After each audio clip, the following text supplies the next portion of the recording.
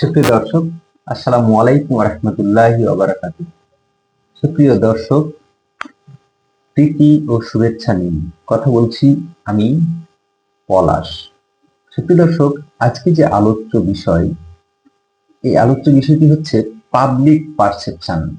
এই পাবলিক পারসেপশনটা কত গুরুত্বপূর্ণ এবং পাবলিক পারসেপশনটা সংক্ষেপে বলি আসলে কি, এবং পাবলিক পারসেপশনটার কারণে কত কি ঘটে যেতে পারে সেটা আপনারা সংক্ষেপে আজকে আলোচনা করলে কিছু বুঝবেন এবং আপনারা পাবলিক পারসেপশনটা সম্বন্ধে আপনারা সবাই কম বেশি জানেন। দেখুন, আপনাদের নিশ্চয়ই মনে আছে পাবলিক পারসেপশন এমন একটা জিনিস, এমন একটা বিষয় যেটা হচ্ছে মানুষের জনমত তৈরি হয় একটা বিষয়ের প্রতি, কিংবা কোনো একটা দৃষ্টিভঙ্গি মানুষের একদিকে প্রবাহিত হওয়া, বা মানুষের ব্রেনে যে সিগন্যালটা দেয়, তার বিবেক থেকে যে বিষয়টা বের হয়ে আসে, এটা ঠিক এটা ভুল, এই ঠিক এবং ভুল যখন একজন মানুষ এই বিষয়টিকে আইডেন্টিফাই করতে পারে, ঠিক এবং ভুল। ধরে নিন একটি সামাজিক যোগাযোগ মাধ্যমে একটি পোস্ট, কিংবা সামাজিক যোগাযোগ মাধ্যম ইউটিউব ফেসবুকে একটি ভিডিও ভাইরাল হলো। এই ভিডিও ভাইরাল এর বিষয়টা নেগেটিভ হইতে পারে, পজিটিভলি হইতে পারে। সুতরাং এই নেগেটিভলি হওয়া এবং পজিটিভলি হওয়া এই বিষয়টা ডিপেন্ড করে হচ্ছে যে কন্টেন্ট বা যে বিষয়টি আপনি তৈরি করেছেন, এই তৈরি করা বিষয়টি যদি পজিটিভ হয় তাহলে মানুষের মধ্যে পজিটিভ পারসেপশন তৈরি হবে, এবং মানুষের মধ্যে যদি এটা নেগেটিভ কোনো ইম্প্যাক্ট ফেলে তাহলে এটা নেগেটিভ একটা পারসেপশন তৈরি হবে।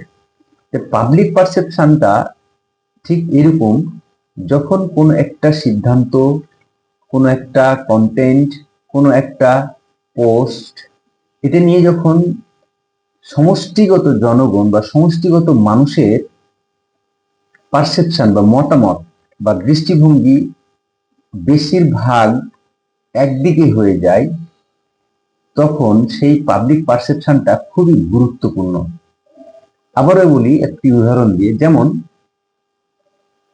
আপনাদের নিশ্চয় মনে আছে যে আওয়ামী লীগ যখন ক্ষমতায় ছিল, সেই সময়ে কিছু বিতর্কিত বক্তব্য খুব হাসাহাসি করত মানুষ, এবং এই বক্তব্যগুলোকে বিশেষ করে আওয়ামী লীগের অখাদ্য একজন সাধারণ সম্পাদক ছিলেন। এই অখাদ্য সাধারণ সম্পাদক উনি যে বক্তব্যগুলো রাখতেন, মানুষের মধ্যে কোনো গ্রহণযোগ্যতাই থাকতো না, অন্তঃসার শূন্য বক্তব্য, এবং একটা যে বক্তব্যের মধ্যে যে একটা গাম্ভীর্যতা থাকে, বক্তব্যের মধ্যে যে একটা বিশেষ দিক থাকে, দিক নির্দেশনা থাকে, কিংবা বস্তুনিষ্ঠ একটা বক্তৃতা হয়, ওনার মধ্যে এই জিনিসগুলো খুঁজে পাওয়া যেত না। সুতরাং মানুষ একটা তার উপরে একটা পারসেপশন তৈরি করে ফেলেছিল। এই পারসেপশনটা পুরো দলের উপরে একটা ইম্প্যাক্ট করেছিল। এইটাই হলো পাবলিক পারসেপশন। এই পাবলিক পারসেপশনটা আওয়ামী লীগের উপরে খুব নেগেটিভলি ইম্প্যাক্ট করেছিল। এই পাবলিক পারসেপশন এমন মারাত্মক একটা বিষয়, এমন গুরুত্বপূর্ণ একটা বিষয়, যেটা হচ্ছে আওয়ামী লীগের কিছু কর্মকাণ্ড যখন তারা ভুল করেছে, তখন আপনারা দেখে থাকবেন মানুষ সেটাকে প্রতিবাদ করেছে তাদের নিজস্ব ভাষায়, সামাজিক যোগাযোগ মাধ্যমে, সরাসরি কথাবার্তায়, ভাষণে, বক্তৃতায় যখন বিরোধিতা করেছে। এইভাবে যখন পাবলিক পারসেপশন তৈরি হয়েছে, এই পাবলিক পারসেপশনটা আওয়ামী লীগের বিরুদ্ধে চলে গেছে। সোশ্যাল মিডিয়া নাড়লেই যখন দেখতেন যে কোনো পুলিশ কিংবা কোনো একজন আওয়ামী লীগের লিডার মারা গেছে, তার নিচে দেখতেন আলহামদুলিল্লাহ। এইটা কোনো কথা হলো? নাউজুবিল্লাহ। মানে মানুষ যখন মারা যায় তখন ইন্না লিল্লাহি ওয়া ইন্না ইলাইহি রাজিউন আমরা পড়ি। এই বিষয়টা মানুষ না লিখে লিখতো আলহামদুলিল্লাহ।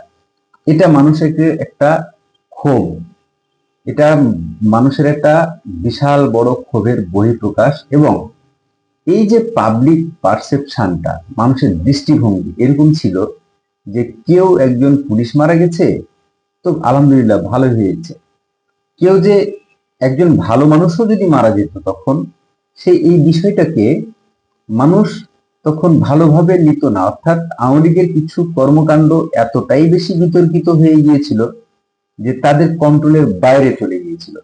এখন বাংলাদেশে তো এই সংস্কৃতি গড়ে ওঠেনি যে ভুল করেছি, এই ভুলের জন্য ক্ষমা চাওয়া, কিংবা একটা ভুল সিদ্ধান্ত হয়েছে এই ভুল সিদ্ধান্তের জন্য জনগণের কাছে জবাবদিহিতা করা।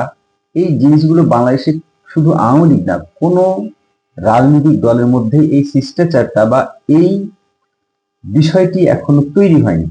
সুতরাং পাবলিক পারসেপশন যখন গড়ে উঠে তখন এইভাবেই গড়ে উঠে। এই পাবলিক পারসেপশন এমনই একটা কঠিন শক্তিশালী একটা জনমত বা দৃষ্টিভঙ্গি, একটি সরকারকে পরিবর্তন করতে যথেষ্ট।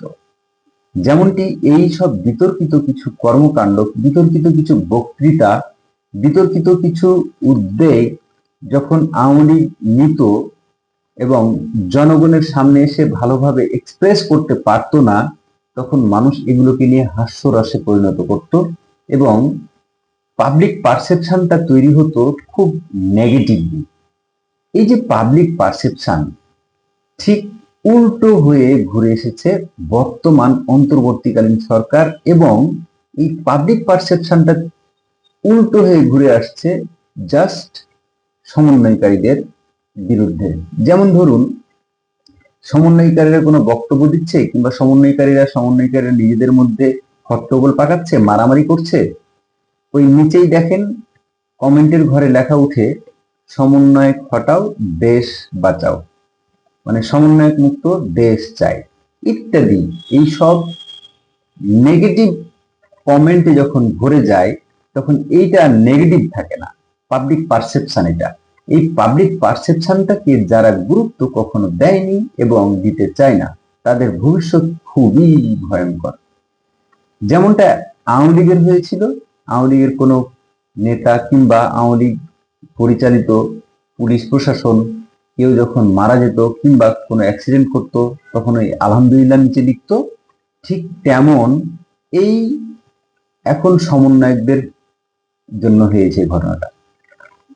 বা অন্তর্বর্তীকালীন সরকারের বিতর্কিত কর্মকাণ্ড, যেমন এই যে ভ্যাট কে কেন্দ্র করে বা কর আরোপকে কেন্দ্র করে এই যে পাবলিক পারসেপশনটা তৈরি হচ্ছে, ভাগ্যিস এই অন্তর্বর্তীকালীন সরকারটি কোনো রাজনৈতিক সরকার না, রাজনৈতিক সরকার নয়, কিন্তু সকল রাজনৈতিক দলগুলোর তাদের একটা সাপোর্ট আছে, এখন পর্যন্ত আছে, প্রচ্ছন্ন সাপোর্ট এখন পর্যন্ত আছে। কিন্তু আস্তে আস্তে অন্তর্বর্তীকালীন সরকারের কাছ থেকে তাদের সাপোর্ট কমে যাওয়ার মূল কারণটাই হচ্ছে জনগণের সাথে বিচ্ছিন্নতা। এই জনগণের মধ্যে যে পারসেপশন তৈরি হয়েছে, এই সরকার যত দ্রুত যায় ততই ভালো, এই সরকার গেলেই মঙ্গল। তার মানে এই নয় যে তারা নির্দিষ্ট কোনো একটি দলকে চায়, তারা এখন এই সরকারের পরিবর্তন চায়।